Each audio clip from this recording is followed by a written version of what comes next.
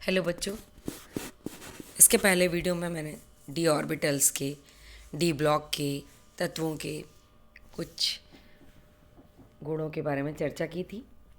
आइए और इम्पोर्टेंट जो गुण हैं जिन पे डायरेक्ट क्वेश्चन आते हैं, तो अगर हमें इनके बारे में आइडिया होगा तो हम बिना समय गंवाए बहुत आसानी से क्वेश्चन बना सकते हैं, अटैम्प्ट कर सकते हैं। तो जो अगला प्रॉपर्टी है वो है मैग्नेटिक बिहेवियर, या जिसे बोलते हैं चुंबकीय व्यवहार। तो जितनी भी डी ब्लॉक के एलिमेंट्स हैं, या जब भी हम मैग्नेटिक बिहेवियर की बात करते हैं, तो जब अनपेयर्ड इलेक्ट्रॉन्स होते हैं डी में, पी में, एस में, किसी भी ऑर्बिटल में, एफ में, तो वहाँ पे पैरामैग्नेटिक कैरेक्टर शो होता है। हिंदी में से बोलते हैं अनुचुंबकीय गुण।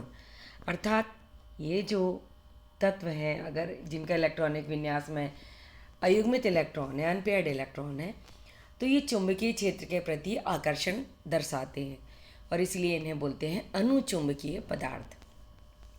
दूसरे वे पदार्थ होते हैं जिनके तत्वों में पेयर्ड इलेक्ट्रॉन होते हैं, अर्थात युग्मित इलेक्ट्रॉन होते हैं, अनपेयर्ड इलेक्ट्रॉन नहीं होते हैं। तो ये तत्व प्रतिचुंबकीय व्यवहार दर्शाते हैं, जिन्हें इंग्लिश में बोलते हैं डायामैग्नेटिक कैरेक्टर या बिहेवियर, और ये चुंबकीय क्षेत्र में आकर्षण प्रदर्शित नहीं करते हैं। अब इसके लिए एक सिंपल सा फॉर्मूला होता है, mu is equal to under root n into n plus two, जहाँ एन नंबर ऑफ इलेक्ट्रॉन्स को शो कर रहा है। तो अगर हम बात करें तो एन की वैल्यू अगर 1 है तो म्यू का मान लगभग 1.73 आता है। तो अगर हमें अनपेयर्ड इलेक्ट्रॉन पता है तो हम बड़ी आसानी से म्यू का मान बोहर मैग्नेट्रॉन में बता सकते हैं।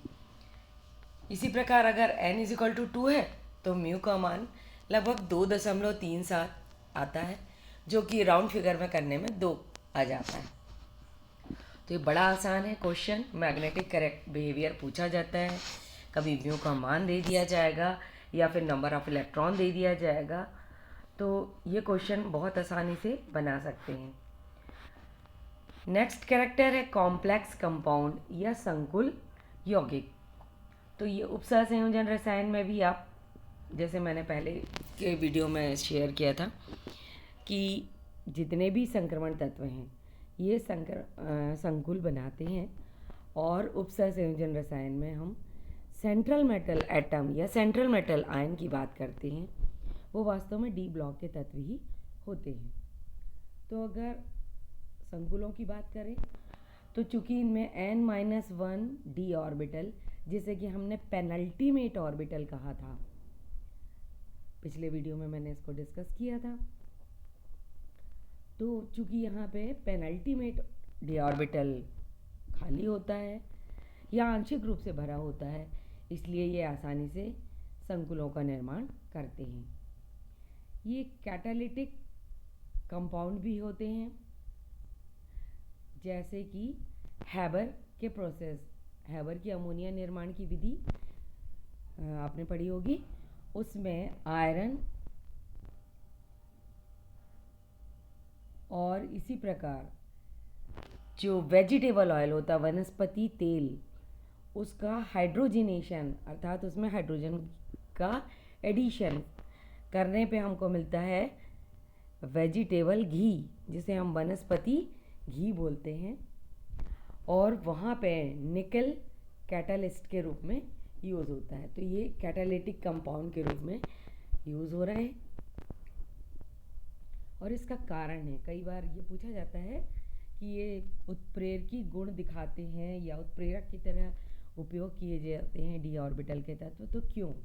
तो इसका कारण है कि यहाँ पे इनकी जो ऑक्सीकरण संख्या है वो वेरिएबल होती, बहुत सारी ऑक्सीकरण संख्याएं होती हैं, और जो इंटरमीडिएट कंपाउंड बनता है वो बहुत ही ज़्यादा अनस्टेबल होता है, और इसीलिए ये कैटालिस्ट के रूप में बहुत अच्छे से कार्य करते हैं।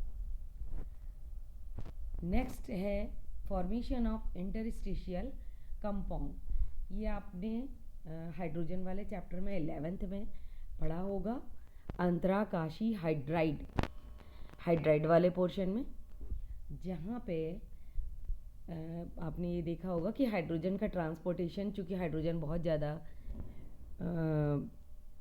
बहुत तेज़ी से जलने वाली गैस है और बहुत ज्वलनशील गैस है, इसलिए इसके ट्रांसपोर्टेशन के लिए डायरेक्ट इसे ट्रांसपोर्ट नहीं किया जाता है, बल्कि इंटरस्टिशियल कंपाउंड्स के रूप में इसे ट्रांसपोर्ट किया जाता है।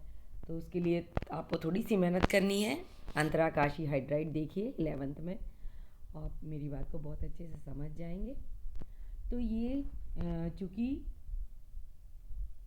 जो संक्रमण धातुएं हैं उनके मेटल एटम में जो लैटिस होता है, जालक होता है, वहाँ वैकेंट स्पेस बहुत ज़्यादा होते हैं और इसीलिए इन इंटरस्टिशियल स्पेस या जिन्हें हम अंतराकाशी अवकाश बोलते हैं, वहाँ पे हाइड्रोजन, बोरान, कार्बन, नाइट्रोजन जैसे तत्वों को आसानी से जगह मिल सकती है और मिल जाती है, और इसलिए ये नॉन स्टोइकियोमेट्रिक कंपाउंड बनाते हैं। आप हाइड्राइड वाले चैप्टर में देखेंगे बहुत आसानी से ये नॉन स्टोइकियोमेट्रिक कंपाउंड भी समझ में आ जाएगा। और चूँकि जो नॉन स्टोइकियोमेट्रिक कंपाउंड्स हैं, इनकी एक खासियत ये होती है कि इसमें जो मास होता है वो डेसिमल्स में होता है, ना कि रियल नंबर्स में। जनरली हम मास 1, 2 इस टाइप में होता है, लेकिन यहाँ पे 0.95, 0.97, 1.75 एट्सेट्रा होता है। तो ये थोड़ा सा हाइड्राइड वाले चैप्टर को आपको देखना पड़ेगा। इसके अलावा एलाय फॉर्मेशन, जिसे हम बोलते हैं मिश्र धातुएं, तो डी ब्लॉक के तत्व बहुत आसानी से या बहुत अधिक मात्रा में मिश्र धातुएं बनाते हैं, और इसका रीज़न है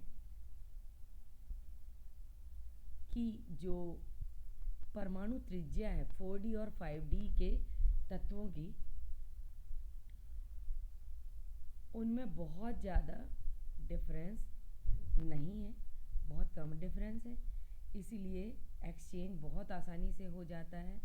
अर्थात किसी भी तत्व का आसानी से रिप्लेस करके दूसरा जोड़ा जा सकता है, और एलॉय फॉर्मेशन या मिश्र धातु के लिए हमें यही आवश्यकता होती है कि हम 2, 3, 4, 5 मेटल्स को आपस में कंबाइन कर सकें, मिला सकें। अब ये होता क्यों है? तो उसका रीज़न है कि कुछ धातुओं का जो है वो इंडस्ट्रियल इम्पोर्टेंस बहुत ज़्यादा है और कुछ का बहुत कम। तो जिनका यूज़ ज़्यादा है, जैसे कि अगर हम स्टील की बात करें, तो स्टील में लोहे के बर्तनों की तुलना में ना उसमें जंग लगती है, ना उसकी सफाई में, ना उसके मेंटेनेंस में ज़्यादा मेहनत नहीं होती है। तो इसीलिए इनके यूज़ ज़्यादा है मिश्र धातुओं के, इसलिए इनका निर्माण हमें बहुत ज़्यादा ज़रूरी हो जाता है, और जिसके लिए हम ट्रांजिशन मेटल्स की आसानी से यूज़ कर सकते हैं।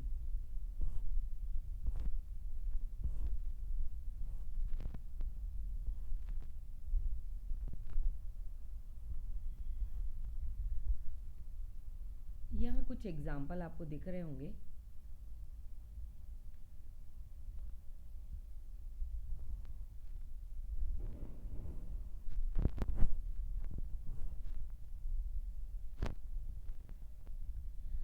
ये जो एक ट्रिक अब थोड़ा सा मैं बताना चाह रही हूँ यहाँ पे, कि 3D एंड 4D सीरीज़ की अगर कंपैरिजन करें, तो 3D से 4D तक के तत्वों में जो एटम का साइज़ है वो इंक्रीज़ होता है, क्योंकि यहाँ पे नंबर ऑफ ऑर्बिटल्स इंक्रीज़ हो रहे हैं। लेकिन अगर हम 4D और 5D सीरीज़ की बात करें, तो इनके साइज़ आलमोस्ट सेम होते हैं, लगभग समान होते हैं, क्योंकि जो इलेक्ट्रॉन्स हैं वो f ऑर्बिटल में प्रवेश करने लगते हैं और एफ ऑर्बिटल की जो शील्डिंग इफ़ेक्ट है वो बहुत ही पुअर होती है और इसलिए इनके साइज़ लगभग सेम होते हैं। तो अगर हम देखें तो जिरकोनियम एंड हाफनियम, इनकी रेडियस बिल्कुल सेम होती है। अब एमपी और बीपी, मेल्टिंग पॉइंट और बॉइलिंग पॉइंट की बात करें तो मैग्नीज एंड टेक्नीशियम का एमपी कम होता है क्योंकि हाफ फिल डी ऑर्बिटल है और ऑर्बिटल्स के इलेक्ट्रॉन्स में डीलोकलाइजेशन बहुत कम है। तो एमपी और बीपी किस पर डिपेंड कर रहा है? हमारा नंबर ऑफ अनपेयर्ड इलेक्ट्रॉन्स पे। अगर बात करें जिंक, कैडमियम एंड Hg यानी मरकरी की, तो यहाँ कोई भी अनपेयर्ड इलेक्ट्रॉन नहीं है। इस ग्राफ के माध्यम से आप बड़ी आसानी से देख पाएंगे जो एमपी और बीपी में चेंजेस हैं और एटॉमिक नंबर के अकॉर्डिंग। तो आज के लिए इतना ही। Thank you. नेक्स्ट टाइम मिलते हैं। All the best. Take care.